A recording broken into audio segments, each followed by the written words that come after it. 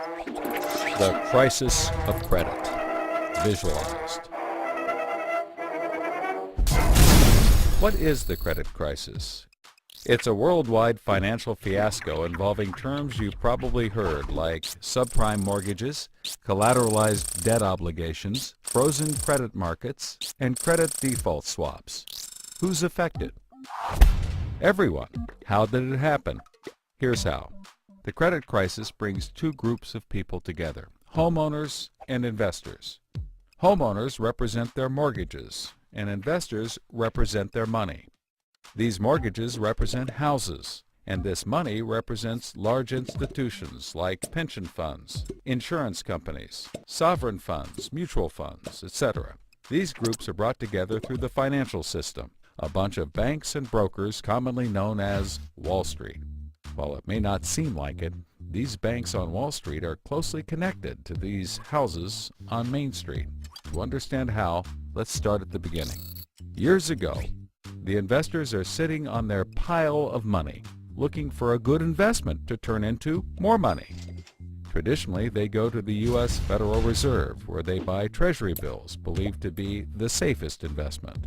But in the wake of the dot-com bust in September 11th, Federal Reserve Chairman Alan Greenspan lowers interest rates to only 1% to keep the economy strong. 1% is a very low return on investment, so the investors say, no thanks. On the flip side, this means banks on Wall Street can borrow from the Fed for only 1%. Add to that general surpluses from Japan, China, and the Middle East, and there's an abundance of cheap credit. This makes borrowing money easy for banks and causes them to go crazy with leverage. Leverage is borrowing money to amplify the outcome of a deal. Here's how it works. In a normal deal, someone with $10,000 buys a box for $10,000. He then sells it to someone else for $11,000. For a $1,000 profit, a good deal. But using leverage, someone with $10,000 would go borrow $990,000 more dollars, giving him $1 million in hand. Then he goes and buys 100 boxes with his $1 million and sells them to someone else for $1,100,000. Then he pays back his $990,000 plus $10,000 in interest. And after his initial $10,000, he's left with a $90,000 profit versus the other guy's $1,000. Leverage turns good deals into great deals. This is a major way banks make their money. So Wall Street takes out a ton of credit, makes great deals, and grows tremendously rich, and then pays it back. The investors see this and want a piece of the action, and this gives Wall Street an idea. They can connect the investors to the homeowners through mortgages. Here's how it works. A family wants a house, so they save for a down payment and contact a mortgage broker. The mortgage broker connects the family to a lender who gives them a mortgage. The broker makes a nice commission. The family buys a house and becomes homeowners.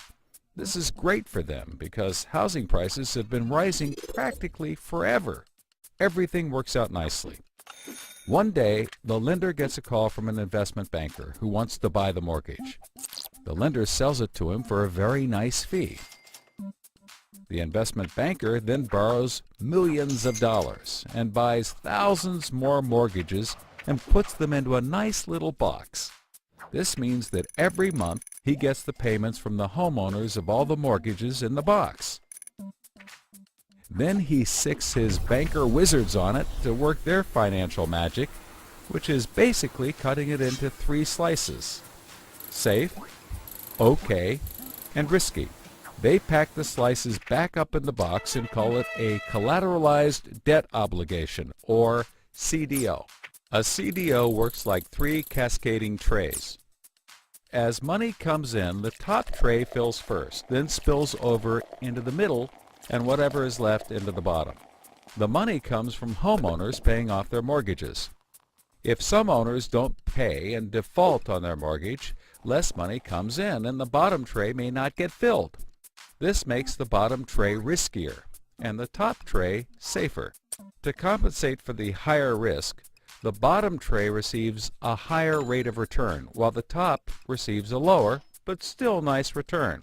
To make the top even safer, banks will insure it for a small fee called a credit default swap.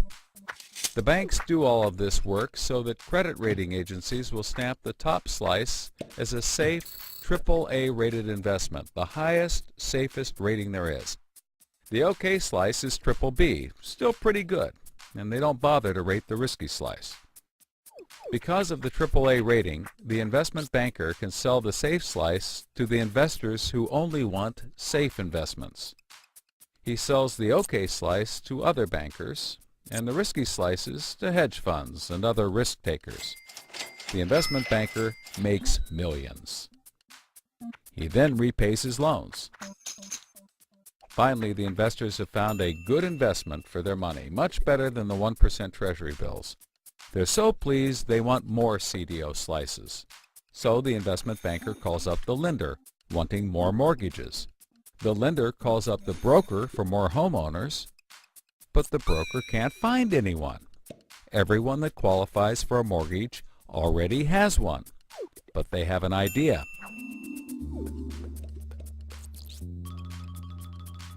When homeowners default on their mortgage, the lender gets the house, and houses are always increasing in value. Since they're covered if the homeowners default, lenders can start adding risk to new mortgages, not requiring down payments, no proof of income, no documents at all. And that's exactly what they did. So instead of lending to responsible homeowners, called prime mortgages, they started to get some that were, well, less responsible. These are subprime mortgages. This is the turning point.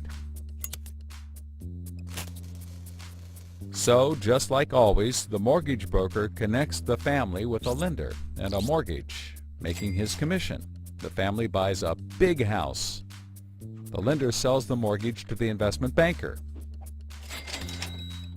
who turns it into a CDO and sells slices to the investors and others.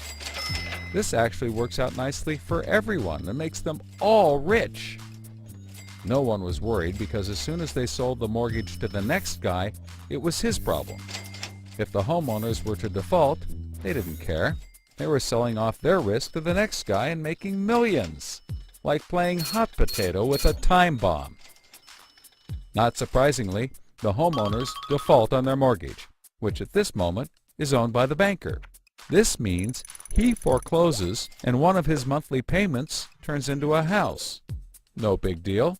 He puts it up for sale. But more and more of his monthly payments turn into houses. Now there are so many houses for sale on the market, creating more supply than there is demand, and housing prices aren't rising anymore. In fact, they plummet. This creates an interesting problem for homeowners still paying their mortgages. As all the houses in their neighborhood go up for sale, the value of their house goes down, and they start to wonder why they're paying back their $300,000 mortgage when the house is now worth only $90,000. They decide that it doesn't make sense to continue paying, even though they can afford to, and they walk away from their house. Default rates sweep the country, and prices plummet. Now the investment banker is basically holding a box full of worthless houses. He calls up his buddy the investor to sell his CDO, but the investor isn't stupid and says, no thanks. He knows that the stream of money isn't even a dribble anymore. The banker tries to sell to everyone, but nobody wants to buy his bomb. He's freaking out because he borrowed millions, sometimes billions of dollars to buy this bomb, and he can't pay it back. Whatever he tries, he can't get rid of it. But he's not the only one. The investors have already bought thousands of these bombs. The lender calls up trying to sell his mortgage, but the banker won't buy it, and the broker is out of work. The whole financial system is frozen, and things get dark.